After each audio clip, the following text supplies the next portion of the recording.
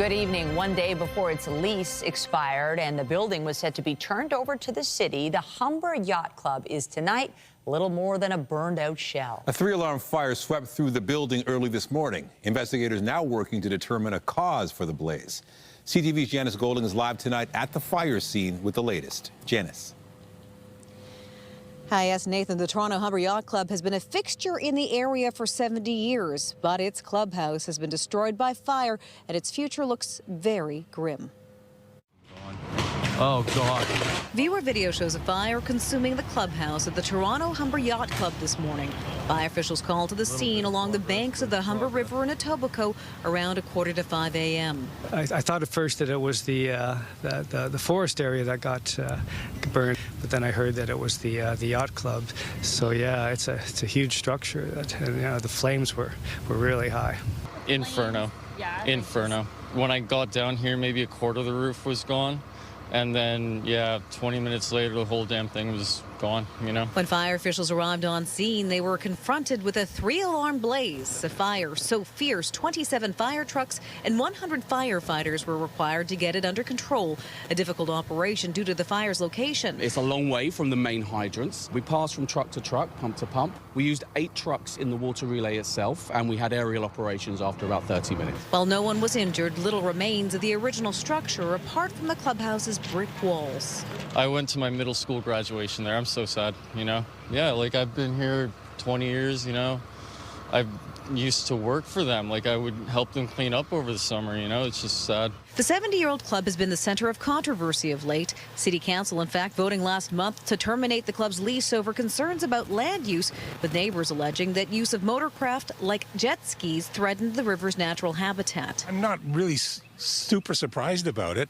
I mean, the area is unsecured at night. That roadway's open all night long. You see people down here. They have fires going during the night, etc. At this point, the cause of the blaze is unknown, but the fire department and police are investigating, and the Ontario Fire Marshal's office is also on site. It's beyond my scope, but I don't understand how a fire is going to help anyone. That's all I'll say, because I'm shocked. These men operate Toronto Adventures, a canoe and kayak rental business from the yacht club. So we just want business as normal. This is, I don't think anyone wins in a situation like this. This is terrible. Ours are okay, but it's, sad for the community. It's dangerous for the Humber Valley. I'm glad that the whole valley didn't light up. The Toronto Humber Yacht Club declined an on-camera interview, but pointed us to an online statement which says, "We are deeply saddened by the devastating fire." The message goes on to read, "For many months, our members have been working to protect the future of the club and remained hopeful that it could still be saved. Today's fire is a heartbreaking setback."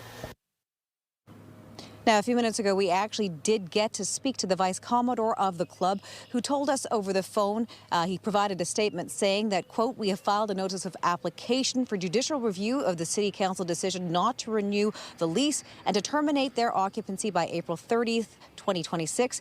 He says that they served the city with that notice yesterday, and they are seeking an emergency stay of the city's decision so that they can remain on the property while the court hears the decision, or the application rather.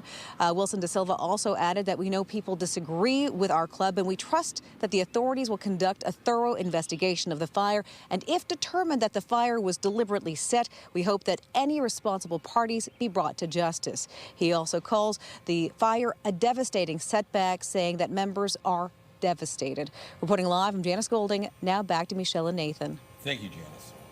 Well, they're known as ghost guns, privately made firearms that are hard to trace. Today, Toronto police showed off the results of a crackdown called Project Cluster, aimed at taking 3D printed firearms off city streets. CTV's John Musselman is live tonight with those details. John. And Michelle, we also learned that these guns were tested in a park-like area near Caledonia and Lawrence Avenue West. That's where we are tonight, and police say that these guns are a growing concern.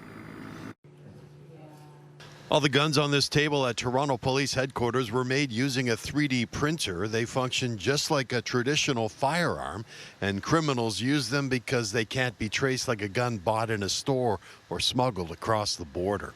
You have the 3D printed frames, and then you have other components that are purchased, and when combined, you get a fully functioning firearm.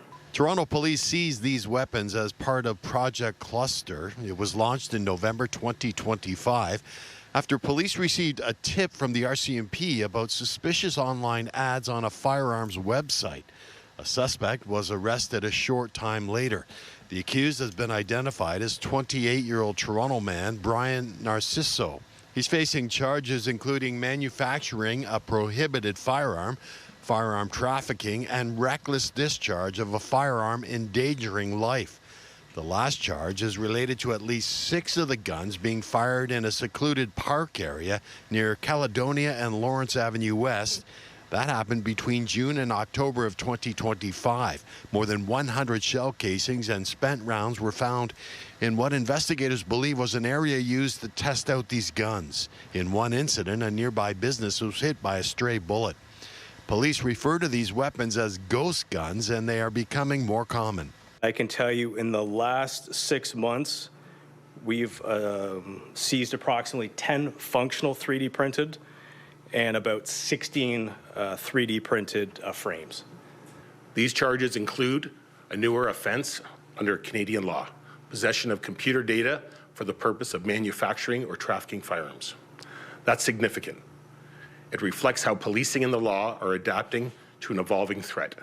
The accused made his first court appearance in February. And we did talk to investigators today. They say that an area of business in this area was hit by a stray bullet. They'd asked for privacy, though, so we don't really have that information. But this investigation continues. Reporting live, I'm John Musselman. I'll send it back to you. Thank you, John. We turn our attention to the forecast now. A live look outside this hour as we anticipate more wet weather. And as the temperature cools further overnight, the potential for frost. Lindsay Morrison is here with a look at the current conditions. Could be warmer, could be sunnier, but it is still April. Yeah, it is that time of year, Michelle, where we do get a little bit of everything, including 2 different seasons often. I'm going to step aside so you can see where the rain is particularly heavy right now, and that's around Prince Edward County and Kingston. As for the GTA, we've had some dry periods, but now showers have returned from Brantford over toward Brampton and then eventually making its way toward us here in the city of Toronto. It's going to be an unsettled early evening before we dry out overnight, and it is chilly out there. It is 8 degrees now at this hour, thanks in major part to some northerly winds that have been pretty breezy today. Speaking of north, how about we the north cheering on the Raptors tonight at Jurassic Park? You may need a couple of extra layers and maybe a poncho. Similar situation if you're heading out to take in the Toronto Tempo this evening. We've got lots to talk about in your weather forecast, including that risk of frost. But for now, Michelle, back to you. Thank you, Lindsay. Yes, it is a great night for basketball in the city. Toronto Temple fans are making their way inside Coca-Cola Coliseum for a historic first. Tonight, the team will tip off for the first time ever a preseason game. And after months of planning and preparation, it's almost game time. CTV's Jessica Smith is live inside with fans, and Jess, the excitement is building. Nathan, the lineup was around the building. Everybody's inside now, and they're so excited to be here. We have got the hype squad here kind of helping to bring the energy, and the fans. I have to ask you guys, obviously this is so exciting. We've been waiting 2 years for this team to come to fruition. What made you want to come here for the preseason game, the inaugural game here at Coca-Cola Coliseum? Women's sports in general, we have to support. And I mean, the more we can do this in Toronto, in our home country, we have to be here. We're also here to represent Aaliyah, who's also a Canadian. We know she's playing for Connecticut, but that's very important for us to be here tonight.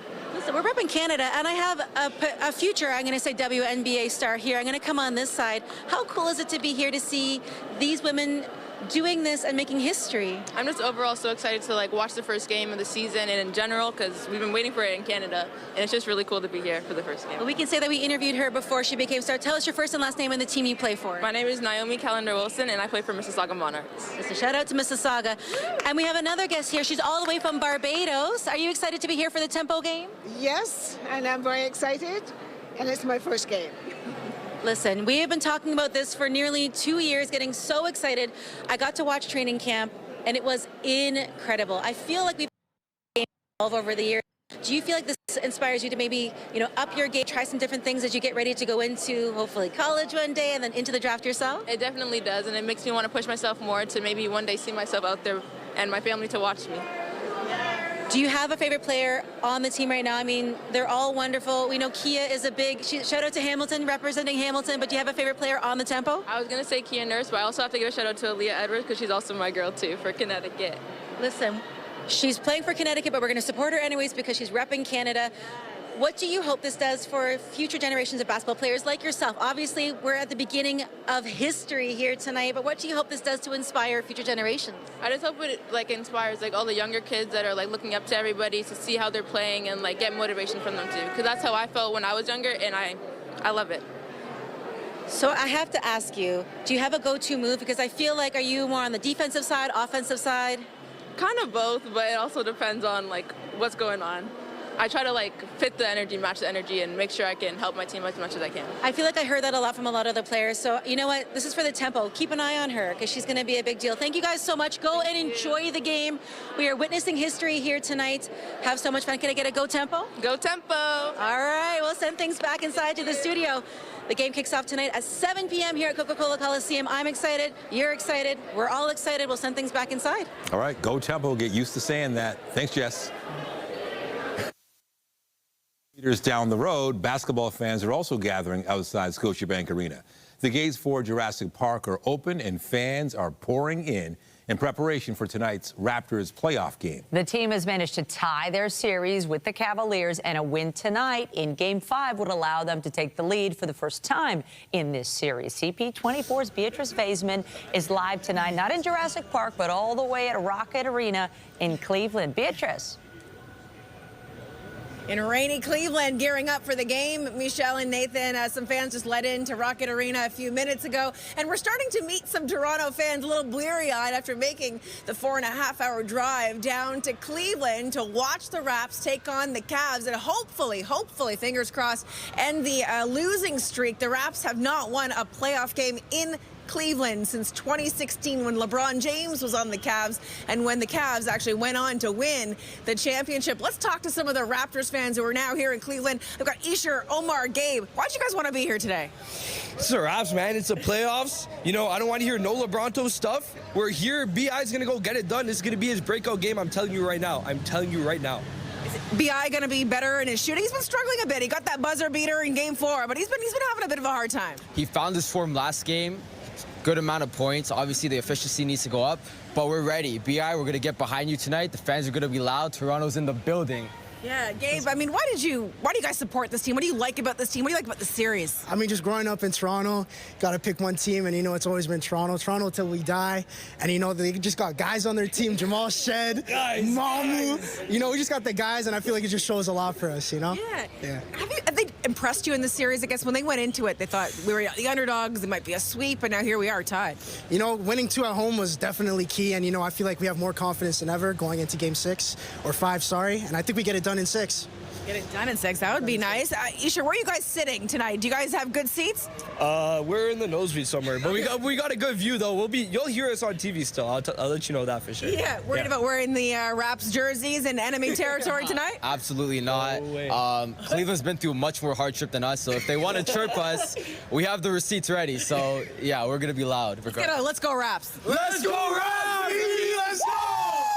There you go. A lot of excitement still, obviously. Nathan and Michelle, there's lots of Raps fans. We met them in droves, and we saw some of the members of, some of the people who are employed by the Raps organization. They got bussed in. They came in. People were chanting, "Let's go Raptors." So certainly we're 350, 400 kilometers away from Jurassic Park, but the energy from Toronto, it is still alive and well. Tip-off now happening in under an hour, just over an hour, actually, 7:30, and we'll be here all night bringing you the action back here, 11:30 as well. Back to you. Oh, thank you, Beatrice, live in Cleveland. Appreciate it. Love that trio. Love the energy. So much to talk about in sports. With regards to soccer, the federal government is providing the city with $45 million for the upcoming FIFA World Cup. And the money's on top of the more than $100 million the government's already pledged. And as CTV's Raheem Ladani reports, it will be specifically put towards security costs. When the FIFA World Cup kicks off in Canada this June, security will be strict. Presence is going to be probably stronger than we've ever seen at any event in the past, both in a visual deterrence, but also in traffic control and traffic support. To boost public safety, planning and coordination, the federal government is offering up new money. $100 million for Vancouver, $45 million for Toronto. Primarily for security, so primarily for policing expenses. Not transit, not any of the other great things that the city is doing. It is primarily focused on safety and security. The money is meant to reduce financial pressures on the host cities, earmarked for safety operations during the World Cup, from policing at matches to firefighters and crisis workers at other FIFA events. Plans are long underway for crowd management, emergency response, transit safety, venue operations. However, questions surrounding how much money will actually funnel down to Toronto remain unclear. To date, the province's contribution towards the World Cup has been split between cash and in-kind services. And Ontario's Solicitor General isn't committing to handing over every penny of this new funding to the city, or saying if it will be directed through the province.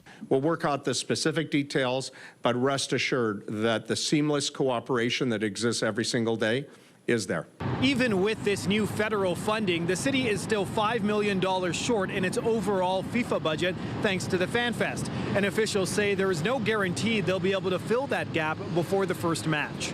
We're doing our best to make sure that we can cover that gap, and whether that's through new revenue coming in the door or other allocations of other areas, we're making those decisions each and every day and managing the budget. The city's financial picture still uncertain, with 44 days to go before Canada's first match. Rahim Ladani, CTV News. And staying with the World Cup, FIFA is paying out an extra $100 million to help teams cover the higher than expected cost of being in North America. Details coming up.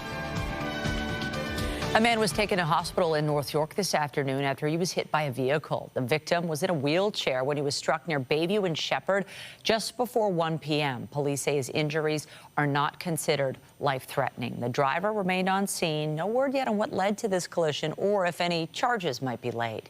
Also in North York, a car rolled over late last night with 4 people inside. Emergency crews called to Milvan and Millwick Drive just before 11. Police say the vehicle involved hit a curb and flipped, but everyone made it out unharmed. The cause of this rollover is under investigation. A Toronto police officer charged in the organized crime and corruption investigation Project South has been denied bail. Constable Timothy Barnhart is one of 8 current and former officers accused of leaking information to criminals in the operation. The investigation uncovered allegations of bribery, drug trafficking, and conspiracy to commit murder. Barnhart is facing 17 charges, more than all the other co-accused. The evidence and arguments heard at his bail hearing can't be released because of a publication ban. Still ahead, from around the moon to the Oval Office, Jeremy Hansen and the Artemis II crew meet President Donald Trump at the White House. Located just steps from one of the busiest intersections downtown is a prime piece of retail real estate, once home to a massive department store. But the former site of the Hudson's Bay on Bloor Street may soon be turned into a self-storage facility, something that isn't sitting well with some area residents. CTV's Mike Walker has more.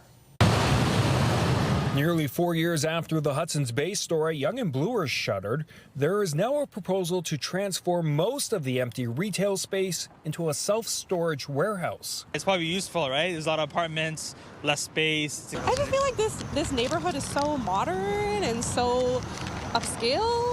Storage unit might not be the best. In the rezoning application submitted to the city, property owners Brookfield Properties and Larco Investments are proposing a storage facility for levels 2 through to 5. The submission states leasing the large retail space that was once the Bay's flagship store has been difficult due to challenging market conditions, the decline of large format retail space, and unique site constraints. The building continues to sit vacant. I think it's the wrong location. Let's get out of the city. Let the city be a city.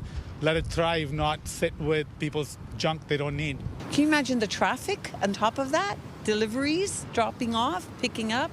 Oh boy, no. It's definitely an interesting location for storage, but I think a lot of people downtown need storage. The proposal suggests a storage facility is a viable option with the downtown underserved amid intensification. It sounds like a very unconventional proposal just because, you know, when you think about retail and you think about Yonge and Bloor, it is one of the marquee corners in the country, really. Retail analyst Bruce Winder says the departure of department stores like Hudson's Bay has forced property owners to think outside the box amid an evolving retail landscape driven by online shopping. You know, if anything, you have to divide it up into other retailers. The upside with self-storage is once you sign someone, and if you get enough people to store their merchandise there or products there, whatever it is, it's almost like an annuity. As part of this proposal, existing parking and loading docks would be used for the storage facility. The ground and concourse level would be used for retail. It's always good to see something. I mean, it'll be better than this, I guess. Nothing. Restaurants, music, culture. Let's bring culture back. This proposal is still in the preliminary stages, requiring a review by the city, public feedback, and ultimately a decision by council. Mike Walker, CTV News. As expected, the Bank of Canada kept its benchmark interest rate steady today at 2.25%. Maintaining the status quo for now. CTV's Annie Bergeron-Oliver reports on what it means for business and housing. At Parkview Moving, the high cost of gas is making it harder and harder to run a profitable business, offering short and long-haul moves. It's very difficult, and we don't want to pass that extra burden or cost on to our clients, so we're absorbing a lot of that cost ourselves. And they're not alone. The war in Iran is driving up oil prices and squeezing both Canadian businesses and consumers. That spike, a main reason the Bank of Canada now sees inflation peaking at 3% this month and staying elevated until early next year when it's projected to return to 2%. The best thing to do today is maintain the policy interest rate where it is. But I will stress that there is no risk-free path for the policy interest rate. The bank decided to hold rates steady for now, but admits a lot could change in the coming months. If oil prices stay around $100 a barrel, consecutive rate hikes could be needed. At the same time, the bank says if new U.S. tariffs or trade restrictions are put in place, cuts may be needed to stimulate the economy. The bank is committed to ensuring that Canadians continue to have confidence in price stability through this period of global upheaval. So what does this all mean for anyone in the market for a new home? Mortgage experts say now may be the time to lock in a rate. You can't time the market. The best bet for borrowers right now is to take out a rate hold and a pre-approval, because at least that way you have secured access to whatever today's rate pricing currently is. With the potential for rate hikes already floated because of high oil prices, many real estate experts say now may be the time the housing market starts to heat up, with more buyers jumping off the sidelines. Annie Bergeron-Oliver, CTV News, Ottawa. Canadian astronaut Jeremy Hansen and his Artemis II crewmates paid a visit to the White House today following their historic journey to the moon. They're very brave, and that was a lot of rocket under them. I never saw anything like that. We were talking about it. It's I don't know how they do it. I wouldn't want to do it, but it takes people like this to make our country great. And again, I've never seen anything. Everybody I knew, they wanted to see the launch, and they especially wanted to see a successful landing. The astronauts were invited to the executive mansion by the U.S. president during a long-distance chat hours after they had traveled around the far side of the moon.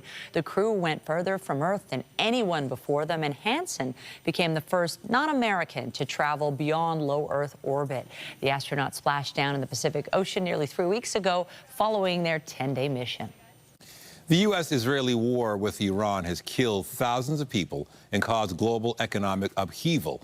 And now we're learning about the financial cost to the United States. The Pentagon says the war has cost the U.S. military an estimated $25 billion so far. The Americans are trying to squeeze Iran's oil exports with a naval blockade intended to force it to reopen the Strait of Hormuz. But Tehran has pledged to continue disrupting shipping through the waterway as long as it is threatened. Today, Trump urged the Iranians to get smart and sign a peace deal. The U.S. president has said Tehran can call if it wants to talk. The king is in New York City on the third day of a state visit to the United States. The monarch and Queen Camilla started the day at the National 9/11 Memorial. They honored the victims of the 2001 terrorist attacks during a ceremony. The royals placed a wreath at one of the two pools where the names of the victims are inscribed. The royal couple also chatted with about 90 guests, including families and first responders. The attacks killed nearly 3,000 people. The king also toured an urban farming effort in Harlem. The Queen visited the New York Public Library. And I'm Pat Foran. Coming up on Consumer Alert, the deadline to get your taxes done is tomorrow. Many people have already filed their taxes and got their refunds, but some are finding out the CRA is still trying to recover COVID benefits it paid out during the pandemic. I'll have that story. That's just ahead. Well, over the next couple of nights here, lows in southern Ontario are going to be near the freezing mark. +3 is what we're forecasting this evening, technically overnight tonight in the city of Toronto. And so that brings about the risk of some frost. So a reminder with this planting season, don't mow your lawn if there's frost on it tomorrow, and make sure you cover any tender plants and perhaps wait a little longer to plant those annuals. Stay with us. A look at your 7-day forecast is coming up. When you see it happen, send it to CTV News. Text 10400. From your screen to ours. Text 10400. The deadline to file your taxes is tomorrow at midnight, and if you owe money, you should try to get it done to avoid penalties and interest. Well, many Canadians will receive a refund this year. The CRA is still seeking repayment of more than $10 billion in pandemic-related benefits. Here's Pat Foran with a Consumer Alert. Pat. That's right, Michelle and Nathan, thank you. 1.4 million Canadians have already repaid $3.3 billion in COVID benefits, but many taxpayers are still being told they need to pay up. Some may not get their refunds until they pay back money they weren't supposed to get. The federal government rushed billions of dollars to Canadians to help deal with the financial hardship of the pandemic. Many applied for CERB, the Canada Emergency Response Benefit, and other programs. Years later, the CRA is still going after Canadians who they say shouldn't have received the funds. The government's offer to give us benefits was very welcome. Jarmella Regvold owns a small restaurant in Niagara Falls and says during the pandemic, it was closed for almost 2 years. She also suffered from an illness. She applied for the Canada Recovery Benefit and received more than $24,000, but she was told she wasn't eligible and had to pay it back. Someone said I made too much. Somebody said I didn't make enough. Somebody said that my income was taken after expenses. After Regvold paid that amount, she was told she also received other funds she shouldn't have. She now must also repay $14,000 in CERB benefits. CRA told her, "We have determined you are not eligible for CERB. You did not earn at least $5,000 before taxes of employment or self-employment income in 2019 or in the 12 months before your application."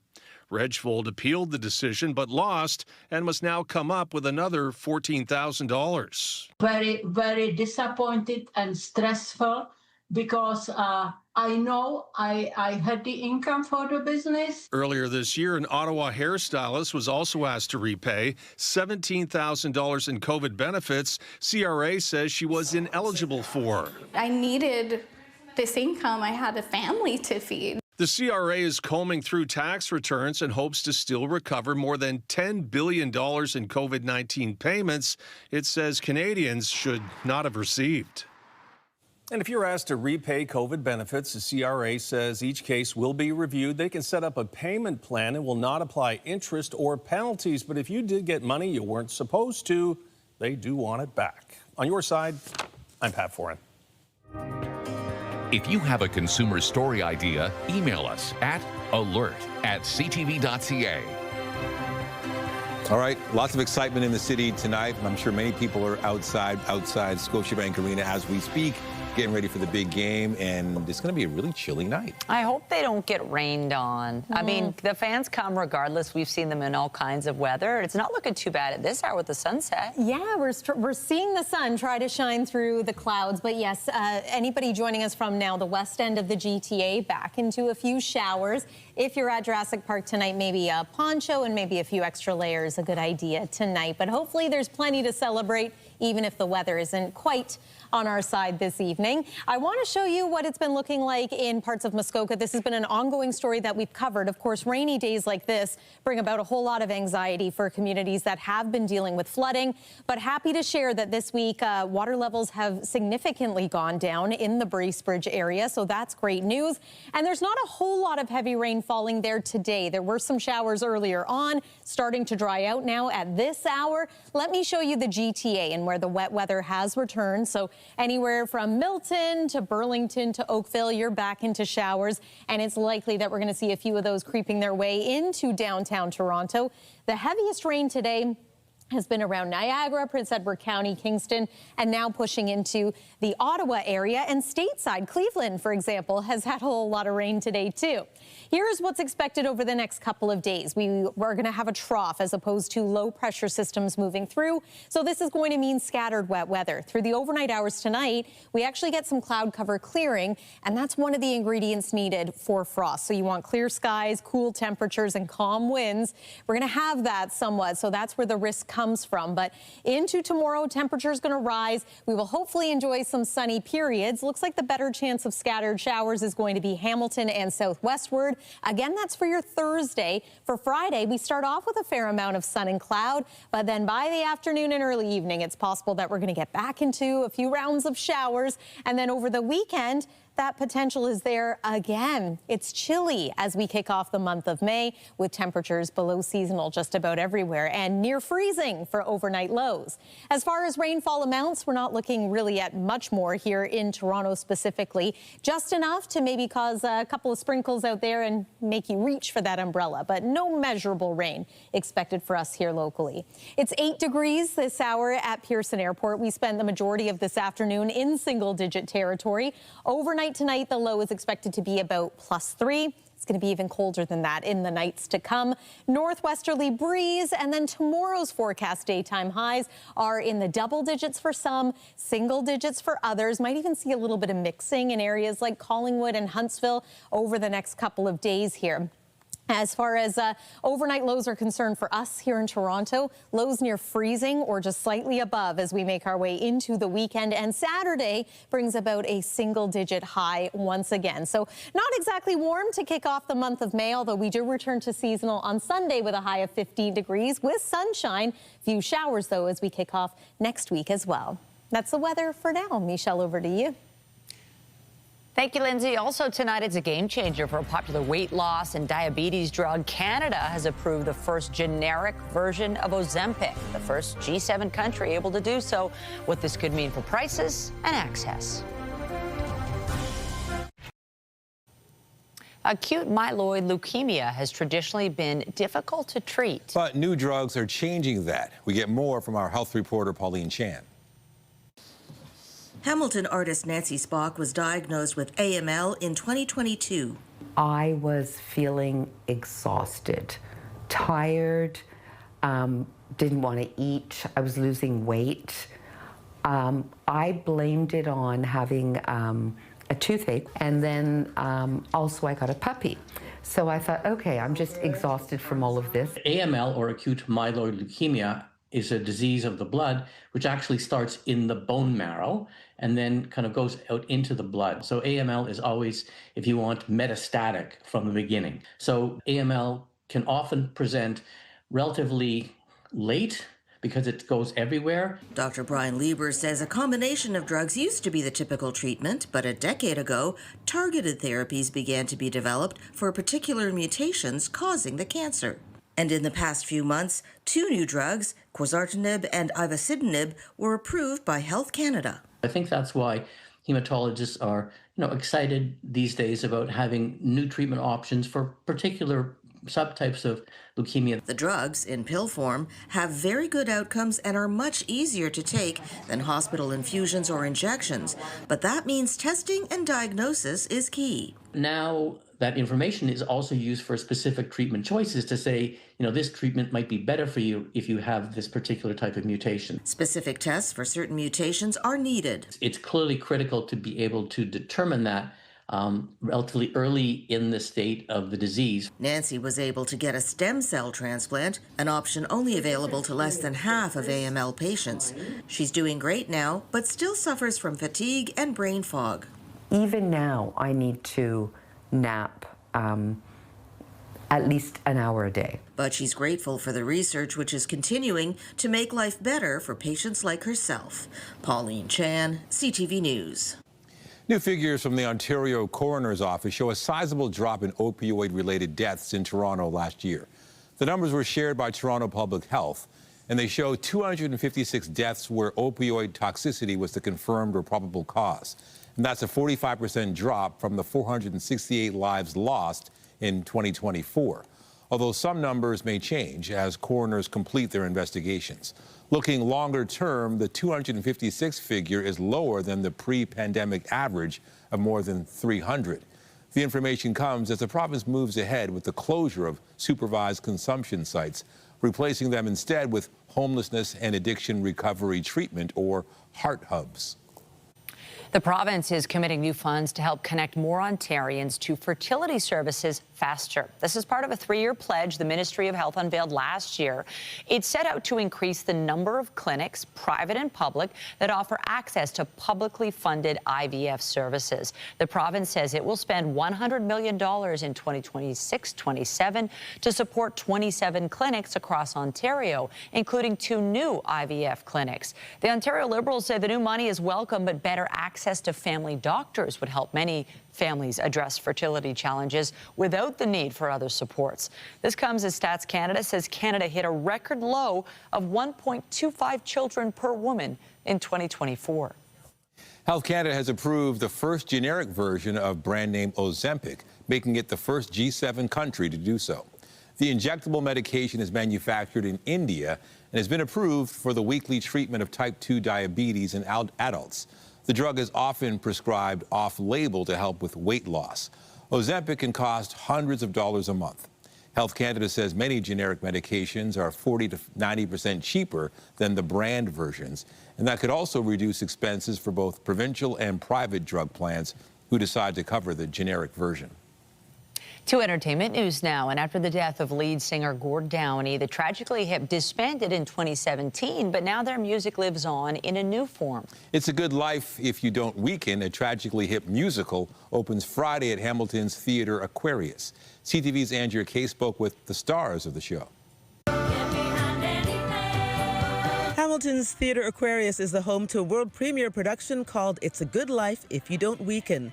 If you are a fan of the quintessential Canadian rock band, the Tragically Hip, it'll sound familiar, but don't expect a musical about the band. I grew up listening to the Tragically Hip, and as somebody who came to this country from Iran, it was really the Tragically Hip that, really was the canvas for my understanding of what this amazing country was. That is the paint. And the actors, including leads Ali Momin and Talia Schlanger, are the brushes bringing the story to life. As an immigrant from Iran, he could relate. And it uses the Tragically Hip's music to tell the story of Waleed, an exiled journalist from Iraq who finds himself in Kingston, Ontario.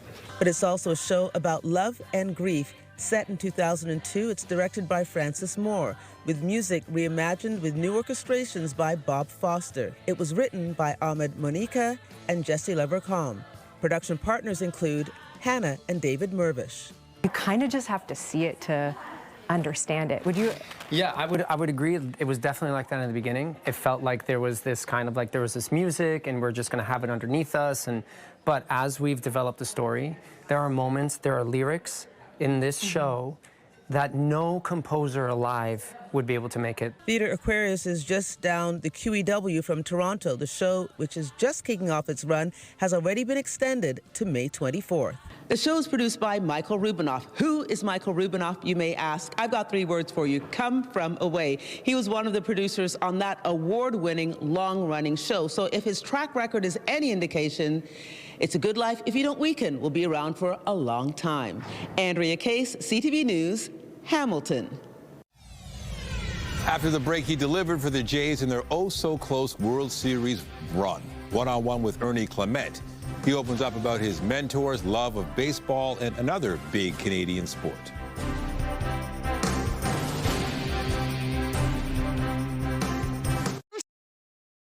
Four of the biggest companies in the U.S. have reported earnings today. Alphabet, Amazon, Meta, and Microsoft all released results after the end of the trading day. BNN Bloomberg's Marilla Fernandez has that. These are the companies investing billions of dollars into artificial intelligence. Their earnings are an indication of whether those investments are paying off. Meta reported it is once again raising the amount it will spend on its AI build-out this year. The social media company projects it will spend between $125 and $145 billion U.S. It is paying more for components than its competitors since it's late to the AI race. Investors didn't like the news, sending the stock down in after-hours trading. Here are the closing numbers for the day. The Canadian dollar not changed much. It's at 73.08. West Texas Intermediate up almost $7 to 106.88. Western Canadian Select up over $3 to 78.34. And the TSX lost 265 points today. Those are your business headlines. I'm Marilla Fernandez. FIFA is going to spend $100 million to help cover World Cup team costs while they're in North America. The organization is increasing its basic payments to each federation by $2 million to a minimum of $12.5 million. It will also allocate an extra $16 million for team delegation costs. Some of the 48 federations, especially from Europe, told FIFA the prize money structure and payments for preparation costs would see them lose money on the tournament unless their team goes deep into the knockout rounds. George Springer returned to the lineup this afternoon as the Blue Jays were going for their third straight series win. First pitch swinging, he's got a base hit. Guerrero in to score. Varsho to third. Welcome back, George. After being out with a fractured big toe, Springer hit a pinch hit RBI single to put Toronto up 6-1 against the Red Sox in the fifth. Ernie Clement had a two-run homer earlier as the Jays won 8-1. They start a series in Minnesota tomorrow night. And speaking of Ernie Clement, he is the latest Blue Jays player to be highlighted in our hometown team series. The infielder became a fan favorite for his record-setting performance during last year's World Series run. CTV Sean Leathong spoke with him about why he loves Toronto.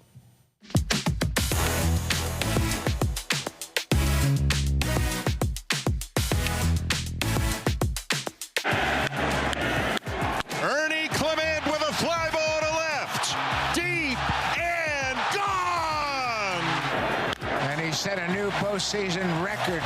I always loved baseball. That was my first love, always. My mom, Julie, and my dad, Peter, just two of the best human beings I've ever met in my life. I'm so lucky to have them. They've taught me so many lessons along the way and just encouraged me, and they're just the best. I love everybody back home, and the support just means the world to me. You know, I'm lucky I had to play other sports because baseball, you know, you can't play all year round up in Rochester with the weather. Ernie Clement slides it home. Hockey was something that I did in the winters because, you know, you can't play baseball in the winter, and I love the game. You know, I still play and watch. I love the game of golf. That's something that I think a lot of people know now. I've picked that up in the last few years. Ever since, you know, COVID, there was no baseball. So I had to find something to do, and I love being outside on the golf course. We go over to Earl's a good bit. If we get an off day or an early game and want to go grab dinner, we'll go there, or Barbarian Steakhouse. Just a lot of good spots. You can't really go wrong. Favorite moment as a Blue Jay? Probably George Springer's homer in ALCS Game 7. Why do you love Toronto? I feel like I relate to a lot of the people here. The hockey thing is one thing, but I care so deeply about this team and everybody on it, and I feel like, you know, a lot of the fans who are here in Toronto feel the same way about these guys. If I wasn't playing on this team, I'd still be a huge fan of the Blue Jays.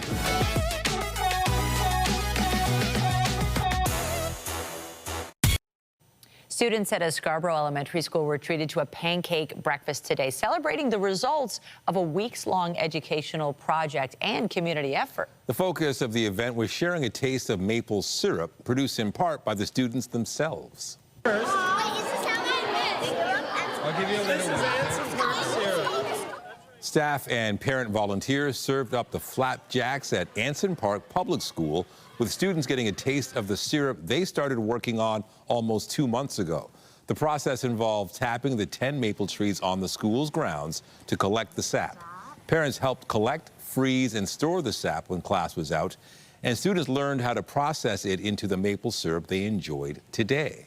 Exciting, and it means you can make stuff, you can do stuff. I think they were excited about the tree giving back and us giving to the tree, and they were involved in taking the sap up to the staff room, collecting it every day, and of course tasting it in the end. It feels so nice and awesome. I love the taste of the maple syrup and the pancakes the school made. Teachers say the process also covers several aspects of the curriculum in a different way, using the resources available at the school, filling their mind and tummies at the same time. Just a great way to learn. That makes learning fun. Have you ever had pancakes for dinner? I'm kind of craving some. Yeah. Breakfast for dinner is always a good option in my house for sure. Let's talk weather one more time. Maybe a nice night to curl up and enjoy something warm and cozy this evening because it's a little cool out there. We've got showers that have returned to the GTA. There's one more look at your satellite and radar to show you where the wet weather is. It is going to taper off as we make our way through the evening. The overnight will be much drier, but here's a look at what you can expect through the evening hours if you are going to be taking in some basketball outside tonight at Jurassic Park, outside Scotiabank Arena. There's tomorrow's high, 12 degrees. Even that, yeah, it's an improvement from today, but it's still below seasonal. We should be reaching highs now of about 16 degrees this time of year. That's not in the short range. We're going to have to wait until the weekend. We've got some cool overnight lows before that. Michelle and Nathan. Thank you, Lindsay. That's it for us, but be sure to join Omar Shamsuddin tonight at 11 for CTV National News, followed by Zoraida Alman with your next local newscast at 11:30. Meantime, our coverage continues anytime on CP24 and at ctvnewstoronto.ca. For Lindsay Morrison and all of us here at CTV News, thanks for watching and have a great night.